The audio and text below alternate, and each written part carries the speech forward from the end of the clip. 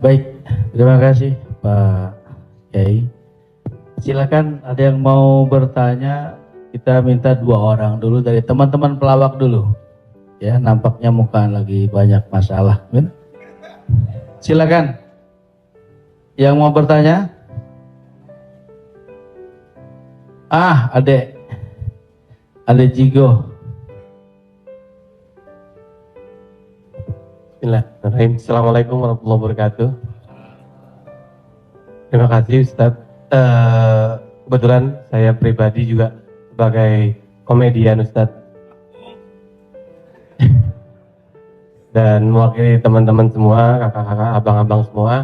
Kita di panggung itu selalu menghibur. Namun ketika momen ada sesuatu yang harus kita keluarkan, kadang menjatuhkan orang, mulai dari fisik, mencela dan lain-lain. Yang saya mau tanyakan, apakah dengan niat kita menghibur menjadi catatan, apakah menjadi catatan dosa untuk kita? Terima kasih Ustaz. Ada seorang ulama dipanggil Imam Abu Hatim, tapi kemudian di ujung namanya itu ditambahkan kata Al-Asam. Asam diambil dari kata summum bukmun omyun. Omyun buta, bukmun bisu, summun tuli, peka. Jadi Abu Hatim Al-Asam artinya Abu Hatim peka, tuli. Secara bahasa itu menjatuhkan orang. Siapa itu? Itu Abu Hatim peka, Abu Hatim tuli. Karena ada beberapa orang, ada Abu Hatim, yang ini Abu Hatim peka, tuli. Tapi kenapa nama itu tetap tersemat di belakang namanya dan tidak ada ulama yang melarang menggunakan peka itu di belakang namanya? Karena dia tidak merasa dijatuhkan dengan itu. Lalu kemudian itu pula tidak menjatuhkan dia di depan orang banyak. Apa sebab kronologis dia dipanggil Al-Asam? Dia seorang ulama. Suatu ketika dia sedang duduk, datang seorang anak gadis bertanya fatwa kepada dia. Saat anak gadis itu bertanya fatwa tentang hukum halal haram suatu masalah, mungkin karena wallahu alam bisawab atau saking groginya atau saking kentut anak gadis itu di depan dia. Dia ingin menjaga marwah, harkat martabat anak gadis ini supaya jangan sampai merasa malu, maka dia diam pura-pura nggak dengar. Akhirnya anak gadis itu nggak jadi malu, pulang dan dia cerita ke orang lain. Aku tadi mengalami begini dan aku kentut di depan Imam Abu Hatim. Terus apa komen dia? Ternyata Abu Hatim itu peka. Panggil orang Imam Abu Hatim Al-Asam, peka. Sampai akhirnya setelah anak gadis itu meninggal, Imam Abu Hatim Al-Asam panjang umurnya, meninggal anak gadis itu, barulah Abu Hatim mengatakan, aku sebetulnya nggak peka, hanya ingin menjaga kehormatan dirinya. Jadi kisah Abu Hatim Al-Asam dapat kita pahami dua makna. Satu sisi ada saatnya kita menjaga kehormatan orang sampai mati dia. Tapi ada satu sisi kalimat yang nampaknya menjatuhkan sebenarnya tidak menjatuhkan selama kita masih saling paham, saling memahami, saling mengerti. Ada kata-kata yang mungkin kita gunakan tapi menjatuhkan dia. Padahal sepertinya pujian. Tapi ada kata-kata yang sepertinya. Jadi kalau sudah saling memahami, orang pun mengerti, maka dia tidak menjadi suatu celaan. Ya ayyuhalladzina amanu, hai orang beriman, ijtanibu katsiran minadh-dhann, jauhilah prasangka buruk, inna ba'dadh-dhanni itsmun, wala tajassasu, jangan mencari-cari kesalahan orang, wala yaghtab ba'dukum ba'dha, jangan ribah membicarakan aib orang lain, la talmizu bil alqab, janganlah kamu menggunakan gelaran-gelaran yang jelek. Bukankah tuli itu gelaran yang jelek? Iya. Tapi saat itu digunakannya bukan untuk menjatuhkan dan mereka saling memahami tentang hal itu. Wallahu a'lam bishawab. Baik Ustaz, satu pertanyaan seputar dunia entertain. Ketika orang memerankan misalnya, mohon maaf lahir batin, main film seks, selama film itu diputar terus, sementara orangnya udah hijrah, dan saat ini film itu diputar, itu jariahnya seperti apa tuh Ustaz? Nah, ini mohon maaf lahir batin Ustaz. Hah? Nonton sama bini gue berdua.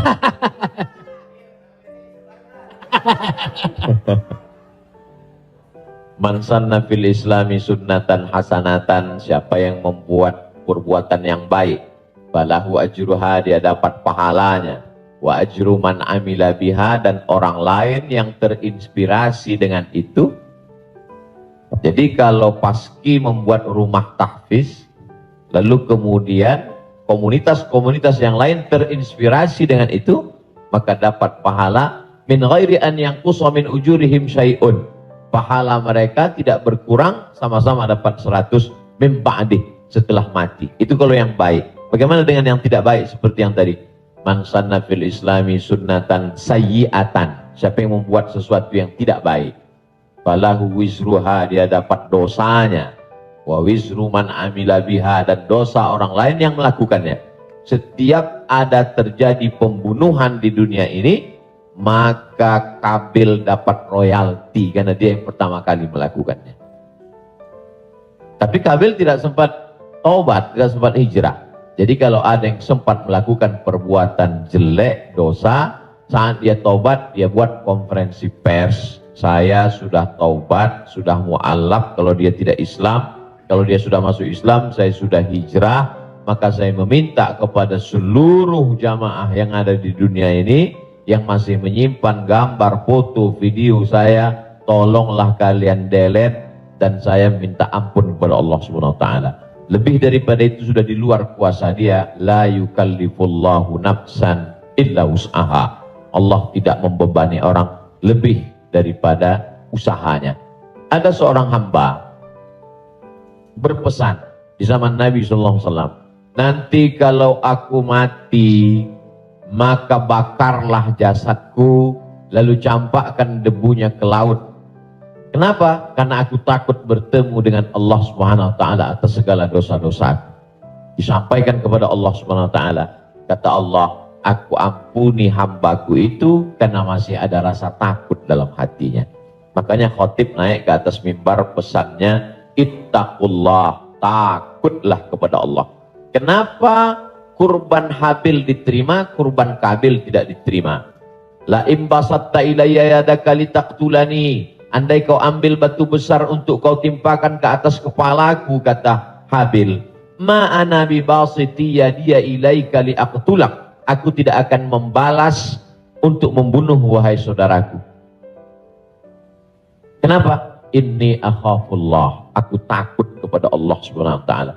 Saya yakin Mas, Abang yang berprofesi dalam dunia keartisan ini, apa yang membuat hijrah ini? Masih ada rasa takut di dalam hati. Rasa takut ini yang kita pupuk bersama. Ada takut 5%, 5% kita jadikan menjadi sebuah komunitas, lalu kemudian kita jadikan sebuah amal nyata dalam kehidupan, disupport oleh Pak Prof dengan keluarga besar almarhumah, diberikan kesempatan untuk menuntut ilmu di Fakultas Hukum, di penyiaran Islam, maka dia menjadi gerakan yang luar biasa. Allahu a'lam. Terima kasih. Selanjutnya ada adik Ginanjar Sukmana. Setelah itu Bang Atep Jagariat. Terima kasih Bang Tola, Tobek Lala. Ustadz, tadi Ustadz cerita bahwa Rasulullah juga bergurau, tapi gurauannya itu tidak pernah berdusta, dan itu yang tidak boleh, kata Rasulullah. Sementara teman-teman pelawak, sadar atau tidak sadar, lawakannya itu banyak berdustanya juga, Ustaz. Cari-cari, mengada-ada kan, karena memang tujuannya untuk membuat orang tertawa. Tapi kalau saya kan, maaf, saya bukan pelawak, saya peragawan, Ustaz. Jadi peragawan pakaian anak-anak. Jadi saya dengar dusta kan gitu ya. Contohnya kayak tadi gitu, atau Bopak umpamanya dia mengatakan dirinya ganteng, dia cerita bahwa banyak cewek yang suka sama dia, itu kan berdusta, Ustaz. Iya kan? Fitnah kan? Enggak, tapi kalau soal ketampak Jadi mohon dijelaskan kembali oleh Ustadz Abdul Somad batasan bagaimana di dalam melawak yang tidak boleh berdusta, sehingga kalau memang ternyata pelawak tidak boleh berdusta dalam melawakannya, mungkin saya sedang pikir-pikir dulu untuk melanjutkan profesi ini Ustaz. Saya takut masuk neraka. Terima kasih Ustaz. Assalamualaikum warahmatullahi wabarakatuh. Ada saatnya kita berilustrasi, menceritakan suatu kisah. Jadi sebetulnya para penulis novel Islam pun dia sebenarnya kisah itu ada juga yang fiktif atau dicampur antara nyata. Bahkan Buya Hamka menulis kisah campuran antara tenggelamnya kapal Panderwick adalah campuran antara nyata dan fiksi. Apakah ketika orang bercerita tentang fiksi itu dia berdusta? Tidak. Jadi kita bisa bedakan itu antara orang memang betul-betul dia berdusta. Kemarin saya melakukan ini suatu. Padahal cerita itu tidak ada. Beda dengan dia misalnya katakan, saya ini Ustadz seorang peragawan, tapi peragawan pakaian anak-anak. Tidak. Mas Ginanjar tidak sedang bercerita, kemarin di mall saya memperagakan pakaian anak-anak Pak Ustadz. Ketika saya pakai pakaian anak SMP, semua ketawa. Itu dusta. Tapi ketika dia katakan cerita awal tadi, semua orang tahu bahwa dia tidak sedang memperagakan pakaian anak-anak. Dia hanya sedang menunjukkan tentang dirinya. Secara sebenarnya di balik kalimat itu Mas Ginanjar sedang menjatuhkan dirinya di hadapan orang lain. Kan? Dan kita tertawa dengan dia menjatuhkan dirinya. Mohon maaf. Bahwa beliau mengatakan fisik saya seperti anak-anak dan saya andai pun menjadi peragawan hanya sesuai memperagakan pakaian anak-anak. Hari ini orang tidak menjatuhkan dirinya, dia menjatuhkan orang lain, menjatuhkan tokoh agama, menjatuhkan ustadz. Ada suatu kesalahan dalam cara dia berpikir. Bahwa beliau menjatuhkan dirinya, dia tidak berusaha. Karena dia tapi dia tidak sedang berbohong. Dia hanya sedang bercerita. Insya Allah penjelasan saya itu bisa dipahami. Yang tidak bisa itu adalah ketika orang seolah-olah dia bercerita, dia kemarin saya di sebuah cerita seakan-akan orang mengatakan dia nyata, padahal sebetulnya hanya bohong belaka supaya orang tertawa. Itu yang dilarang oleh Nabi Muhammad Sallallahu Alaihi Wasallam. Wallahu a'lam. Baik, Assalamualaikum warahmatullahi wabarakatuh. Nama saya Ted Zakaria Ustadz. Saya pernah ketemu Ustadz di airport waktu itu mau berangkat umroh. Yang saya ingin mohon penjelasan dari Ustadz. Sekarang ini banyak pelawak-pelawak yang ikut ceramah juga. Pelawak sekarang ini dibutuhkan di mana-mana buat ikut ceramah. Padahal kalau kita lihat pelawak itu kemampuannya sangat minim, bahkan sudah menjual dengan harga yang mahal. Mohon penjelasannya Pak Ustadz, di mana bolehkah seorang pelawak itu melucu atau melawak di dalam satu ceramah? Kita lihat yang namanya pelawak ini sekarang menjadi daya tarik sebelum ustadznya yang asli itu datang. Saya sendiri umpamanya berapa kali ngikut raja dangdut kemana saya jadi bemper biasa di depan. Tapi saya mengingat bahwa ilmu saya belum sampai ke situ. Tapi saya memaksakan diri untuk menarik. Saya sadar bahwa ilmu saya belum seberapa untuk ke masyarakat yang penuh itu. Mohon penjelasan Ustaz. Terima kasih. Assalamualaikum warahmatullahi wabarakatuh. Waalaikumsalam warahmatullahi wabarakatuh. Bedakan antara da'i dengan alim fatwa. Da'i dia mengajak orang ke jalan Allah. Sedangkan alim yang mengeluarkan fatwa, dia adalah orang yang berijtihad. Apakah dia berijtihad sendiri mengambil dari Quran, sunnah, ijma', qiyas, syar'u man qablana, saddu zara'i, qaulu sahabi, istihsan, istishab, urf, atau dia membaca fatwa ulama lalu dia sampaikan dengan kemampuan dia baca kitab kuning. Jadi jangan kita pukul rata. Jadi jangan nanti ketika ada di antara sahabat-sahabat dari Paski mengajak orang sholat, ngajak puasa sunat, lalu kemudian di antara kita, ngapain ente ngajak-ngajak saya sholat? Ente kan bukan ustadz.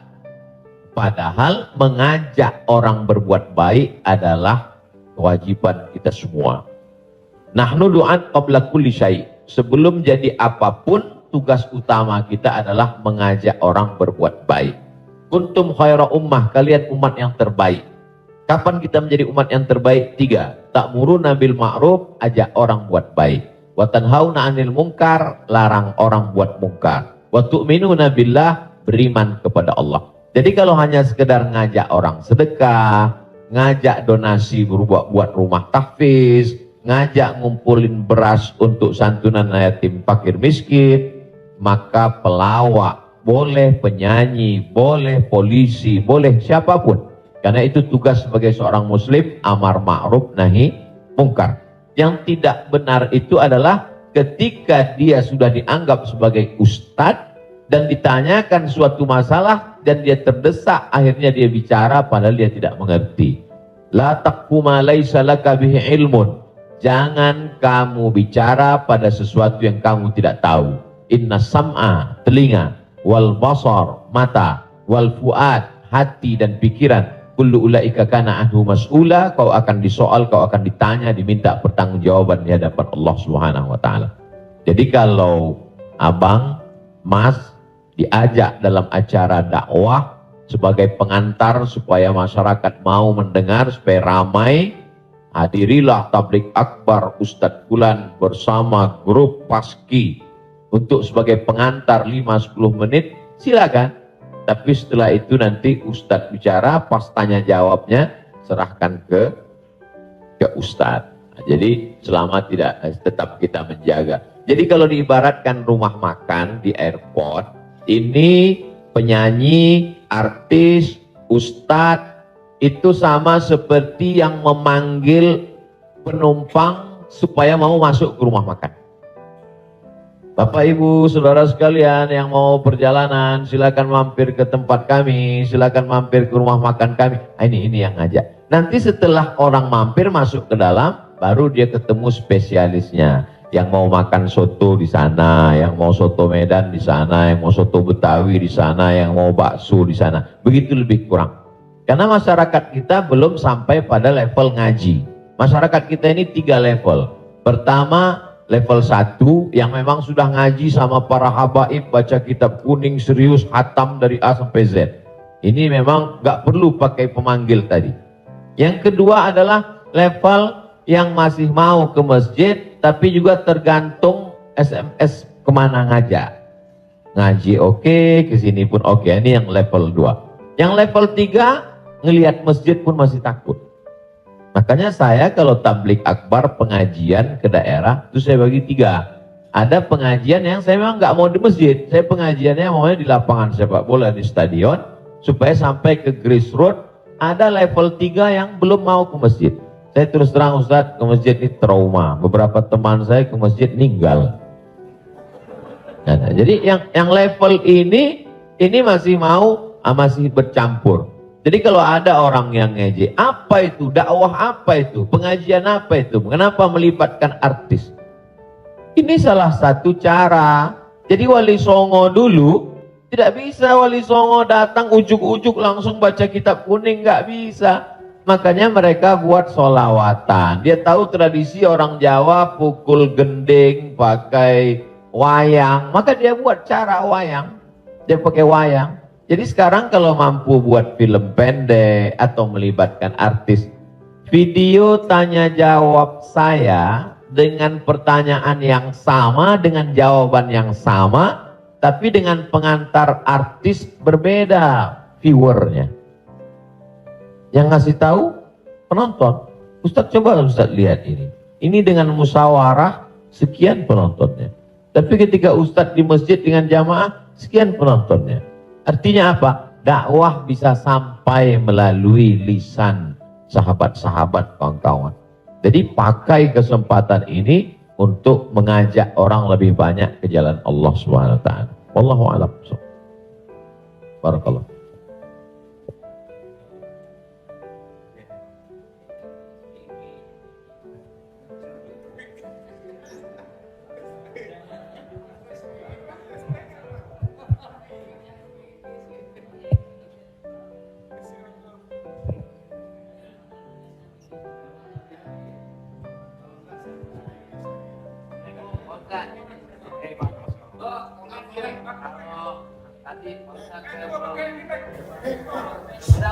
Udah Pak.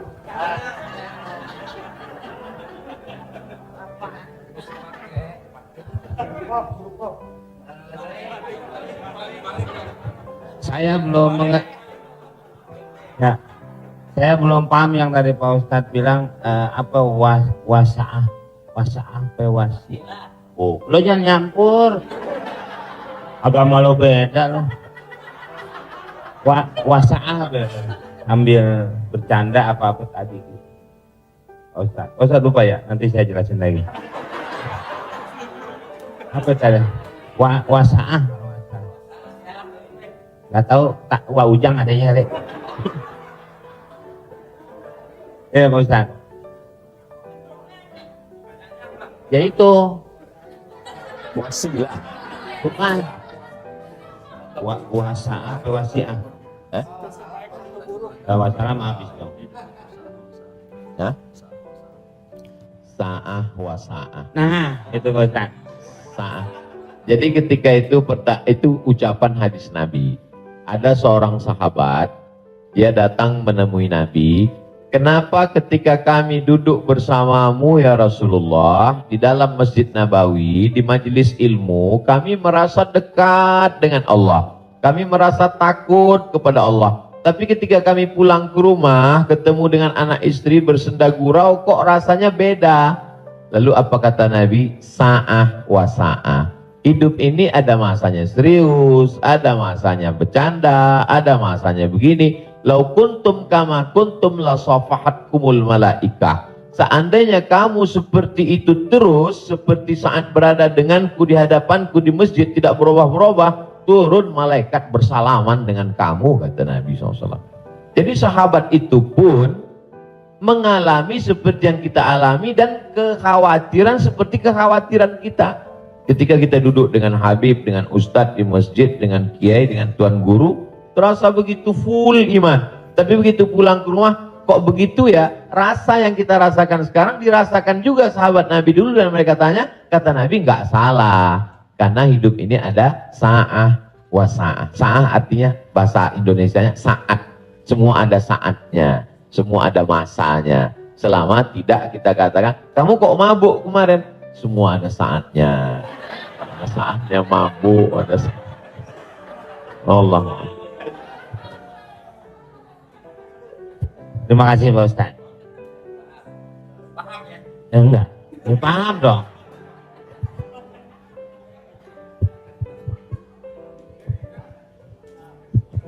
Mungkin dari sini ada. Tapi satu lagi pertanyaan, saya mau nanya, Pak Ustadz, ini masalah saya pribadi. Jadi saya ya ada masukan juga ketika hukum riba. Mobil itu ini umum ya kan. Jadi mobil kita jual, kemudian kita coba berusaha cash. Saya untuk menghilangi kredit. Nah, saya mau tanya, ini gak amanat dari keluarga saya? Dipastikan lagi. Boleh nggak, Kiai, kita kredit mobil? Padahal ini menjadi hal penting bagi bagi saya untuk mobilisasi kemana gitu. Saya punya anak kan tadi baru kelar UIN.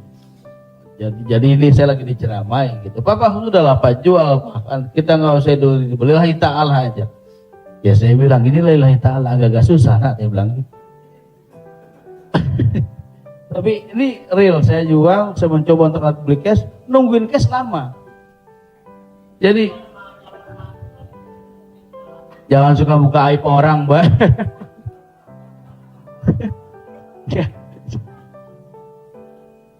Dan tadi ini dulu belum kelar. Jadi boleh nggak saya riba, Kiai? Sorry, boleh nggak kredit mobil itu?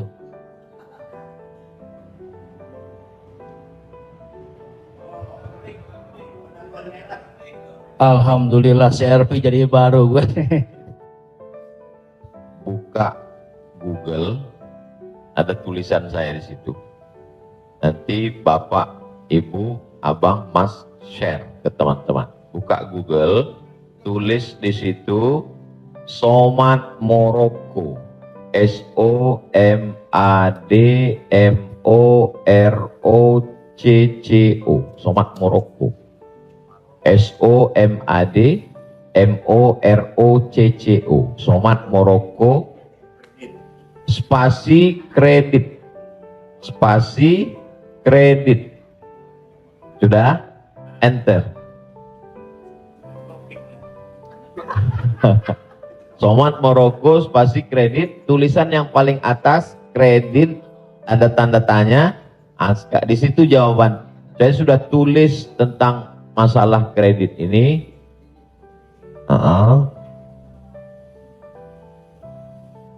Di situ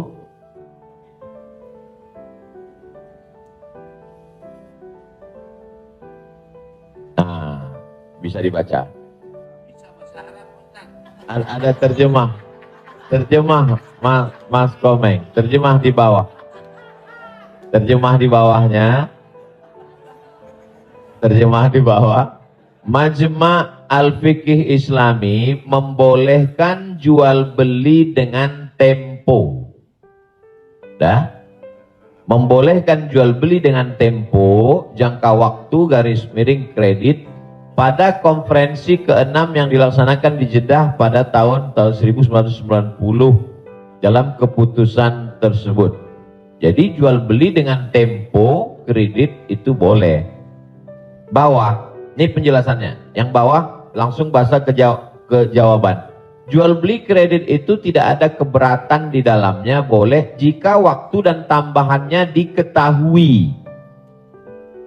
Dibayar dalam waktu 2 tahun, dibayar dalam harga 200 juta, dicicil 1 bulan 15 juta, misal 10 juta, 12 juta. Meskipun harga kredit lebih mahal daripada kontan, karena penjual dan pembeli sama-sama mendapat manfaat. Penjual mendapat manfaat tambahan harga dan pembeli mendapat manfaat tempo jangka waktu. Disebutkan dalam Sahih Al-Bukhari. Apakah di zaman Nabi ada kredit? Ada. Dalam Sahih Bukhari, Sahih Muslim, bahwa Barirah itu manusia. Waktu itu masih boleh jual manusia, hamba sahaya. Bahwa Barirah dijual oleh tuannya dengan cara kredit selama 9 tahun. 1 tahunnya dibayar 40 dirham. Ini menunjukkan bolehnya jual beli kredit. Kesimpulannya, uang dengan barang boleh, tapi uang dengan uang riba. Prof, saya pinjam uang 200 juta. Nanti saya bayar 220. Haram, riba. Tapi ketika saya beli mobil, Prof, saya cicil tiap bulan, maka lunas dalam waktu 1 tahun, itu tidak riba karena akadnya uang dengan barang. Yang jadi masalah ketika kita pergi ke dealer untuk beli mobil, kita katakan kita tidak punya uang cash, dia tidak mau langsung transaksi dengan dia, tapi dia akan libatkan pihak ketiga, penyedia keuangan. Pada akhirnya transaksi kita adalah uang dengan uang, bukan uang dengan barang. Lalu apa solusinya? Pergi ke bank syariah.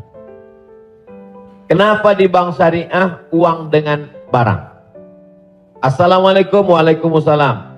Bank syariah, saya mau beli mobil. Terus mau pinjam uang. Kata bank syariah, kami tidak melayani peminjaman uang dengan uang. Karena uang dengan uang berbunga haram. Bapak sebetulnya mau beli apa? Mau beli mobil. Kata orang bank syariah, mobilnya kami beli. Bank syariah membeli mobil. Setelah itu bank syariah menjual mobil itu ke kita. Maka akadnya kredit sama seperti Barirah dibeli pada zaman Nabi, kredit 9 tahun. Jadi akadnya adalah uang dengan barang. Begitu. Allahu a'lam. Ya alhamdulillah. Beli lagi. Saya beli. Kembali lagi pakai syariah. Selanjutnya siapa yang mau bertanya? Silakan umum sekarang. Bang Dery mau nanya? Oh, yang ibu-ibu aja, ibu-ibu. Pak.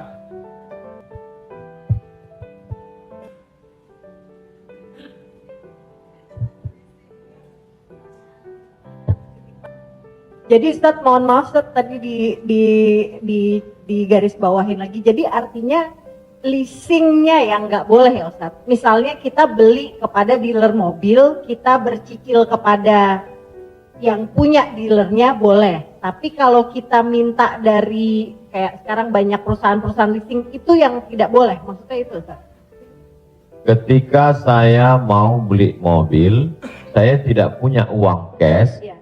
Maka kata si dealer, Iya. kami akan arahkan Bapak ke penyedia keuangan. Ya. Maka sebenarnya saat itu saya membeli mobil itu cash sebenarnya. Karena dealer tidak mau dia barang ini tidak cash. Jadi kemudian yang saya cicil setiap bulan itu adalah bukan mobilnya tapi uangnya. Maka saya terjebak pada rentenir, riba, bahasa kerennya leasing segala macam. Inilah yang menyebabkan haramnya karena transaksinya adalah uang dengan uang. Lalu solusinya mana Ustadz? Bank syariah. Iya. Karena di bank syariah itu disitulah letak. Jadi orang yang tidak mengerti dia katakan sama aja bank syariah dengan konvensional, bedanya pegawainya pakai jilbab, masuknya assalamualaikum. Enggak. Perbedaan dalam jual beli dalam Islam itu adalah pada akadnya. Maka bank syariah membeli mobil itu milik bank syariah, maka saya membeli mobil itu secara cicil, akadnya adalah uang dengan barang. Wallahu a'lam. Satu lagi Ustaz, kalau beli emas secara online itu gimana Ustaz? Sebagian ulama mengatakan membeli emas secara online tidak langsung dan dicicil riba. Mengapa mereka mengatakan riba? Karena transaksi itu uang dengan uang. Oh, ini enggak uang dengan uang Ustadz. Ini Ustadz uang rupiah. Lalu kemudian yang jual ini kan emas. Di zaman Nabi enggak ada uang kertas. Di zaman Nabi hanya ada dua uang. Yang pertama dinar, uang emas. Yang kedua dirham, uang perak. Maka ketika saya beli emas tidak cash, maka sesungguhnya akadnya adalah uang dengan uang rupiah dengan uang emas. Itulah orang yang mengatakan gak boleh beli emas kalau gak cash, karena transaksinya uang dengan uang. Tapi pendapat kedua mengatakan boleh beli emas kredit tidak cash. Kenapa? Karena zaman sekarang emas sebagai komoditi, emas sebagai barang, emas bukan sebagai uang. Dan fatwa Majelis Ulama, fatwa Ormas Islam kontemporer mengatakan boleh beli emas tidak cash karena emas zaman sekarang bukan uang. Emas sekarang adalah barang. Jadi sama dengan kalau saya beli mobil boleh kredit, maka beli gelang juga boleh, karena bukan uang dengan uang. Di situ letak sebab boleh tidak boleh. Wallahu a'lam.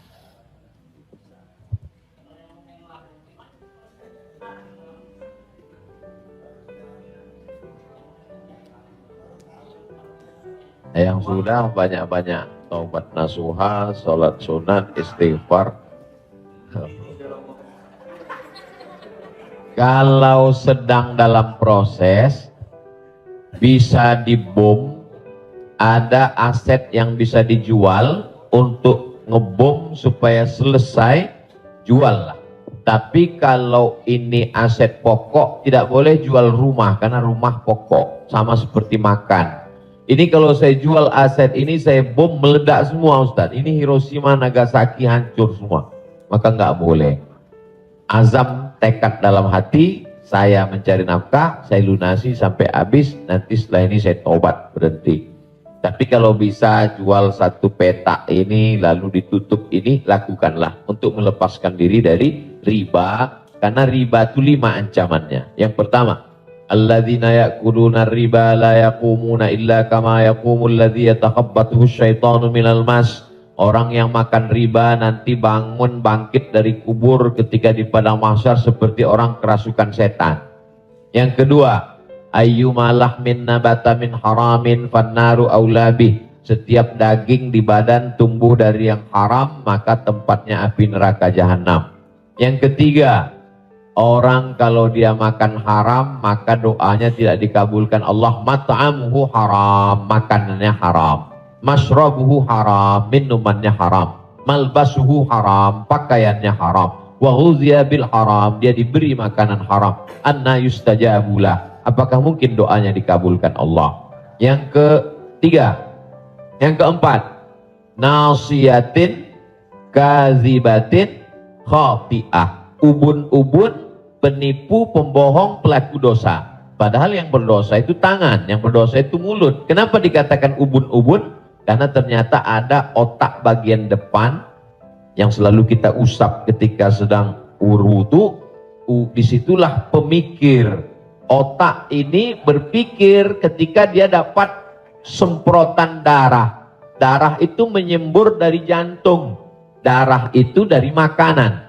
Sepiring makanan riba berubah menjadi setetes darah, disemburkan oleh jantung naik ke otak, isi otak haram, maka bawaannya mau haram saja.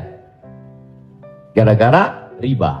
Heran saya ini Pak Ustadz, kenapa pikiran saya ini mau haram saja? Sebabnya gara-gara makan riba.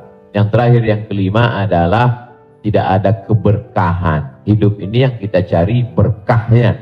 Makanya ketika anak lahir yang didoakan berkah. Barakallahu laka fil mauhub. Ketika orang menikah yang didoakan berkah. Barakallahu lakuma wa baraka alaikuma. Ketika ketemu yang didoakan berkah. Assalamualaikum warahmatullahi wabarakatuh. Ketika makan yang diminta berkah. Allahumma barik lana. Wallahu a'lam.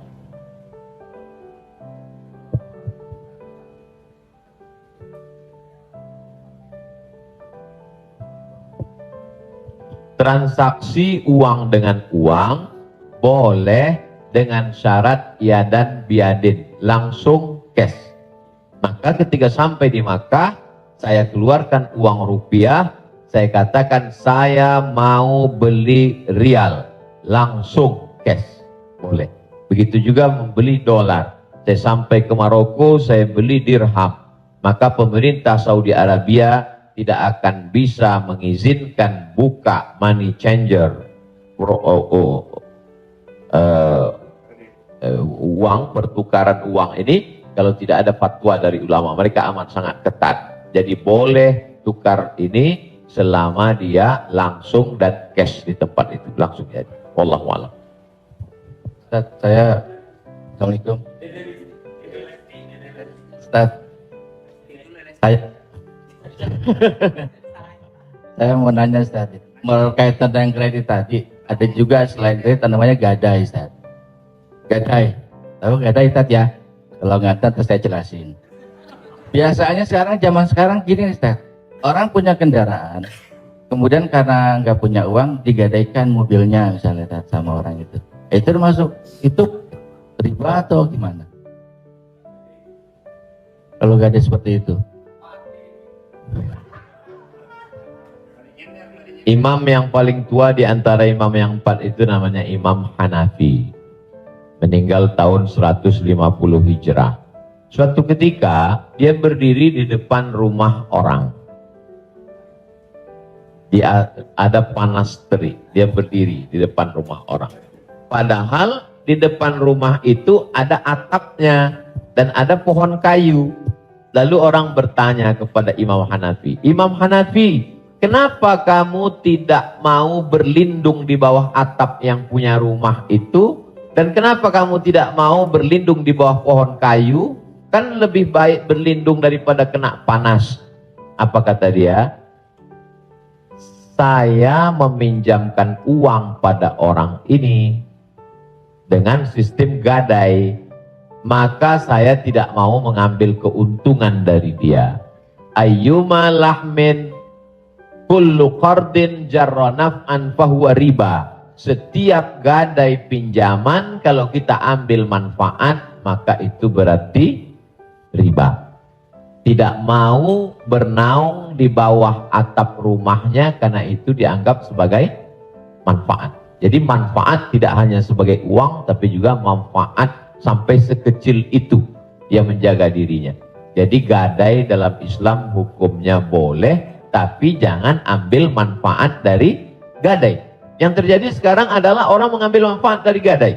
Saya punya uang, lalu kemudian ada orang mau pinjam uang. Saya tidak percaya dengan dia. Ustadz pinjam uang 100 juta, saya nggak percaya. Kalau Ustadz nggak percaya, ini sawah saya 1 hektar. Ketika dia kasih sawahnya ke saya, maka sawah itu cukup sebagai jaminan. Tapi yang dilakukan orang sekarang adalah sawah itu dia tanam padi, dia ambil hasilnya. Hasilnya itu riba. Maka sekarang orang kaya makin kaya, yang miskin makin miskin. Bagaimana dia mau bisa menembus uangnya? Orang sawah dia dipakai terus dan uangnya diambil. Maka yang punya uang makin kaya, yang minjam makin miskin. Padahal dalam Islam mestinya cukup suratnya saja dipegang. Kamu kalau mau garap sawah ini garaplah, nanti bayar hutangmu. Itu akhlak dalam Islam. Akhlak itu yang dihilangkan oleh riba. Riba ini sangat kejam. Allahu Akbar.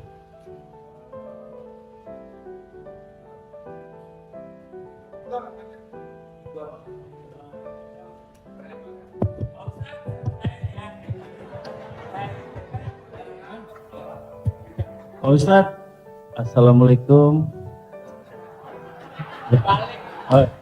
Assalamualaikum warahmatullahi wabarakatuh Pak Ustadz. Saya ini pernah Islam, balik ke Kristen, balik lagi ke Islam lagi. Itu gimana itu? Ceritanya Pak Ustadz. Innalladzina amanu, beriman, summa kafaru, murtad, summa amanu, kemudian beriman, summa kafaru, murtad, summa zdadu kufran, maka barulah tidak diterima. Jadi kalau Islam setelah itu dia murtad, balik lagi ke Islam, maka dia diterima. Amanu, summa kafaru, summa amanu, summa kafaru, summa zdadu kufran. Nah, ini baru tidak diterima. Dan sebab itu mudah-mudahan Bang Tigor istiqomah dalam iman dan Islam.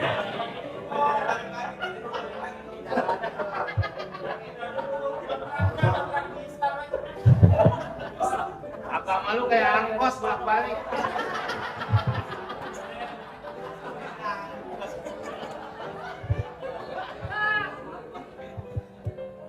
Tapi saya sudah tetap sekarang. Amin. Ya Allah. Saya udah umroh, Ustaz. Jadi Ya Allah. Jadi balik Bang, ke jalan yang benar. Insya Allah. Jadi Bang Topik, kajian paski mungkin kerjasama dengan musyawarah supaya terus, atau kalau tidak ingin satu majelis, ustadznya nanti setelah di sana pagi misalnya, sore di paski, Kemudian ngaji ini, kalau sekedar ngaji kita nggak ada tantangan, mesti ada sosialnya. Misalnya ngumpulin beras. Jadi saya sendiri tidak hanya sekedar ngaji, saya khususkan hari Jumat kedua setiap bulan, saya di Pekanbaru, hari Jumat khutbah Jumat, habis itu bagi beras ke masyarakat pelosok yang sulit. Lalu siapa yang menjadi relawannya? Yaitu relawan-relawan biker subuhan, mantan petato, kemudian hijrah, pemuda hijrah. Karena kalau cuma ngaji, orang tidak ada tantangannya. Jadi saya ingin ke depan paski ngaji, kemudian ada gerakan dakwah, kemudian ada gerakan sosial, buat rumah tahfiz, lalu kemudian tidak hanya uang dari komunitas saja, buat yayasan, kami membuka rumah tahfiz gratis untuk yatim dan segala macam, kirim ke nomor rekening berikut ini, pasang pancingnya, Allah Ta'ala memberikan. Belajar kita dari yang dilakukan oleh almarhumah, 250 yatim 40 tahun, bro. 43 tahun bisa tidak putus. Inspirasi.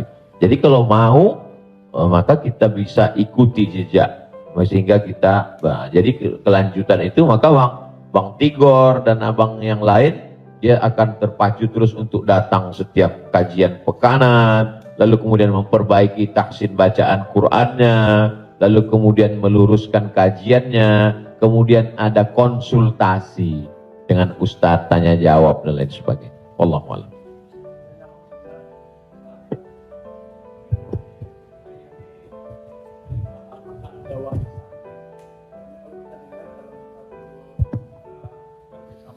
Sering orang bilang kalau almarhum atau almarhumah punya utang piutang berhubungan dengan keluarga, sedangkan kita nggak tahu bahwa itu adalah riba.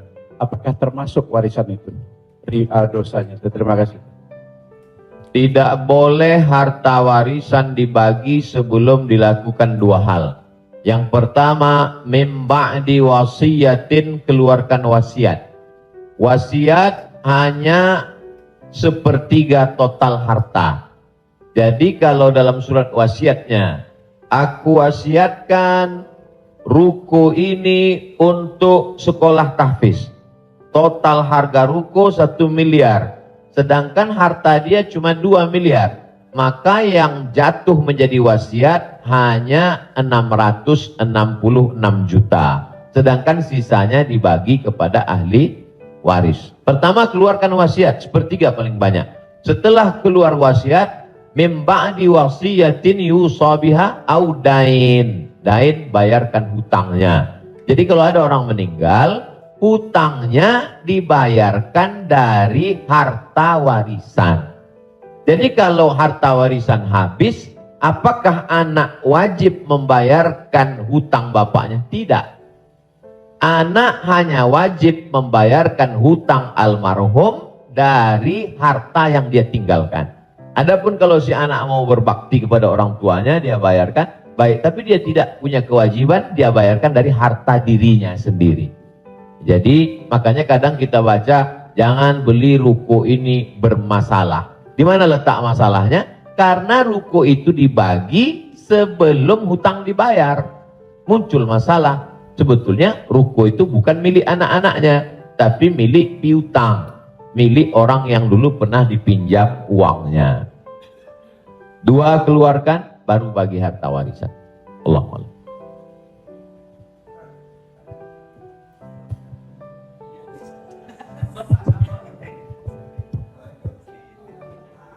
Terima kasih Pak Ustadz. Saya mau tanya tentang peminjaman uang.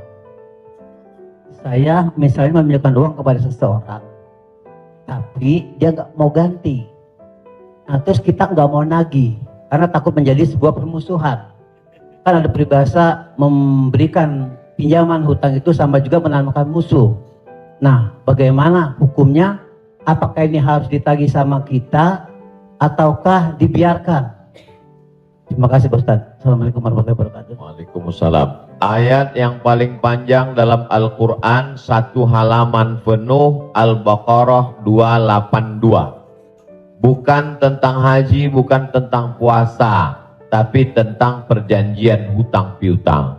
Ya ayyuhalladzina amanu, wahai orang beriman, idza tadayantum bidainin, kalau kamu menjalin transaksi hutang piutang ila ajalim musamma, sampai batas waktu limit tertentu, faktubuh, tulislah. Wal yaktub bainakum katibun bil adli, hendaklah ada seorang penulis yang menulis dengan adil. Wastashhidu syahidaini min rijalikum, ada dua orang saksi. Antadil, kalau tidak ada dua orang laki-laki, wa maraat, satu orang perempuan, wa maraatani, dua orang perempuan, antadilla ihdahuma fatudzakkira ihdahumal ukhra. Sedetil itu dalam Al-Quran. Jadi kalau saya menagih hutang, sesungguhnya bukan saya sedang mencari musuh, tapi menyelamatkan dia supaya dia dan anak cucunya jangan sampai makan haram. Kalau dia tidak sanggup, ayat yang kedua, fanaziratun ila maisarah, kasih sampai batas waktu dia lapang. Kamu bisa bayar kapan? Insya Allah 1 Mei Pak Ustadz. Tahun berapa? Tahun 2022. Oke, insya Allah Mei 2022 lapang. Tidak juga dia sanggup membayar, lebih banyak minyak kita nagih daripada uang yang mau ditagih. Masuk ayat ketiga. Wa antasaddaqu khairul lakum, kamu sedekahkan lebih baik. Aku sudah capek, asam uratku naik, asam lambungku kumat, kau ambil aja lah ini. Wa antasaddaqu khairul lakum, kau sedekahkan lebih baik. Yang menghafal ayat ini yang memberi pinjaman, bukan yang minjam. Sekarang yang menghafal ayat ini yang minjam. Ketika kita tagih, kapan kau bayar? Dibilangnya, wa antasaddaqu khairul lakum, kalau kau sedekahkan lebih baik. Allahu Akbar.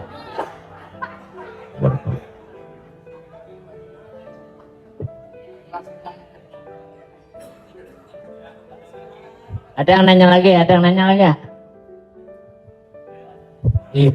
Di luar utang piutang. Saya mau tanya ini Pak Ustadz, kan kalau ada teman yang ulang tahun, kita suka bilang selamat ulang tahun, kita doakan semoga panjang umur. Sementara yang namanya ajal tidak bisa meleset 1 detik, tidak boleh kurang dari 1 detik, tidak boleh lebih dari 1 detik. Lalu bagaimana kita percuma kita berdoa seperti itu dong Ustadz? Iya kan? Ya itu. Enggak ya? Terima kasih Ustaz. Man ahabba ayyubusata lahu fi rizqihi, siapa yang mau dilapangkan rezekinya, wa yunsa'alahu fi atharihi, mau dipanjangkan umurnya, falyasil rahimahu, hendaklah dia menyambung tali silaturahim. Katanya dengan silaturahim umur bertambah. Padahal dalam ayat Quran, idza jaa ajaluhum, kalau ajal sudah sampai, la yastakhiruna sa'atan, tak bisa ditunda walau sesaat, wa la yastaqdimun, tidak bisa dimajukan walau saat. Apakah kontradiktif antara ayat dengan hadis, dengan doa dari Mas Dery bahwa umur bisa bertambah? Tidak kontradiktif. Lalu yang kontradiktif itu apa? Pemahaman kita. Dijawab oleh Syekh Muhammad Mutawalli Asy'arawi, ulama besar dari Al-Azhar Kairo Mesir. Nama kitabnya Fatawa Al-Kubra, fatwa-fatwa besar, bahwa umur tidak ditambah, tapi doa panjang umur dan bersilaturahim panjang umur itu maksudnya kualitas umurnya bertambah. Ada orang yang umurnya 40 tahun, tapi hafal Quran, berzikir, diisi dengan wakaf, infak, sedekah. Ada 40 rumah warung jatuh mati. Jadi yang dimaksud kita doakan, semoga Mas Dery dan semua paski kita semua panjang umur. Maksudnya umurnya berkualitas, berisi. Itu. Wallahu a'lam. Boleh? Ya. Nah.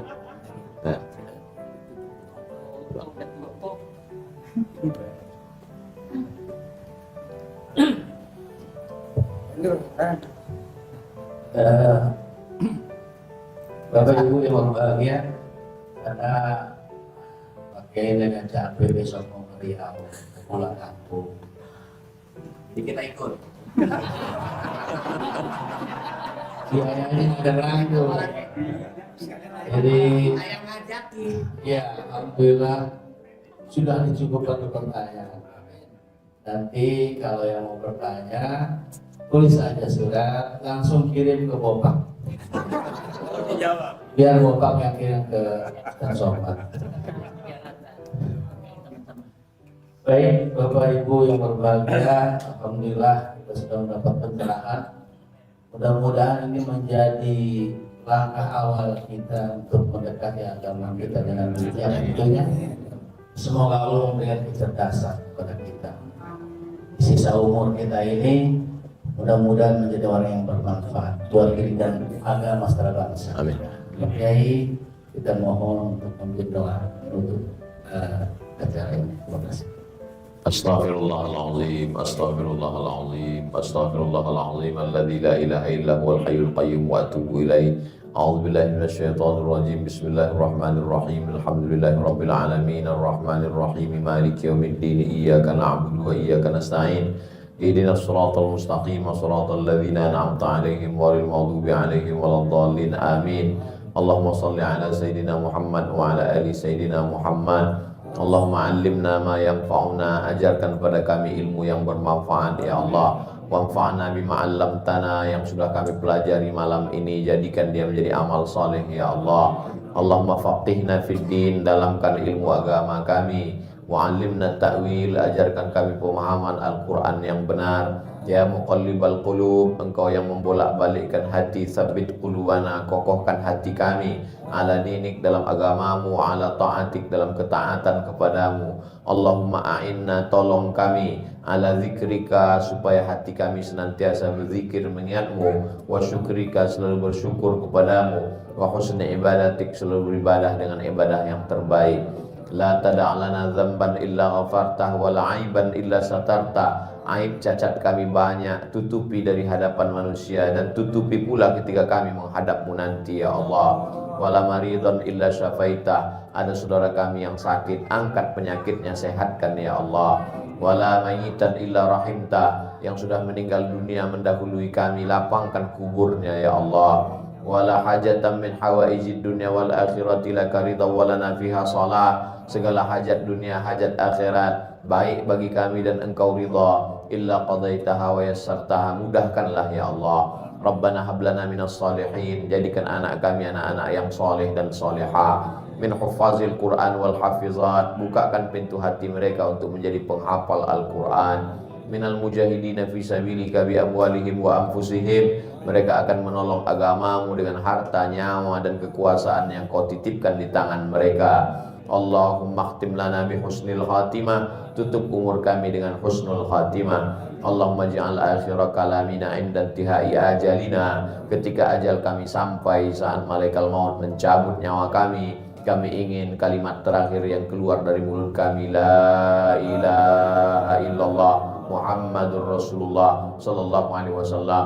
Allahumma ja'alna minal mutahabbina bijalalik, sebagaimana hari ini kami berkumpul berkasih sayang karena engkau, maka kumpulkanlah kami di surga bersama Nabi Muhammad sallallahu alaihi wasallam, sahibul bait, yang sudah menyediakan rumahnya, makanannya, segala kebaikan, tak sanggup kami membalasnya. Ajzihim jaza'al hasana, berikanlah mereka balasan yang baik ya Allah. Allahumma jama'na ma'ahum ma'al habibil mustafa fi jannatikal ula, satukan kami dalam surga jannatul firdaus bersama Nabi Muhammad sallallahu alaihi wasallam.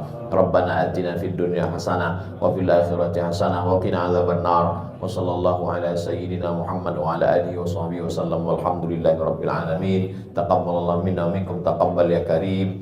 Saya ucapkan banyak terima kasih kepada keluarga besar almarhumah Profesor Dr. Hajah Tuti Alawiyah, tak dapat saya sebut satu persatu. Saya ucapkan banyak terima kasih kepada Paski. Malam ini amat sangat berbahagia, senang bisa saya bertemu dengan orang-orang yang selama ini saya senangi hiburannya, candanya, gurauannya, mudah-mudahan Allah panjangkan umur mereka insyaallah. Jazakumullah khairal jaza. Wassalamualaikum warahmatullahi wabarakatuh. Waalaikumsalam warahmatullahi wabarakatuh.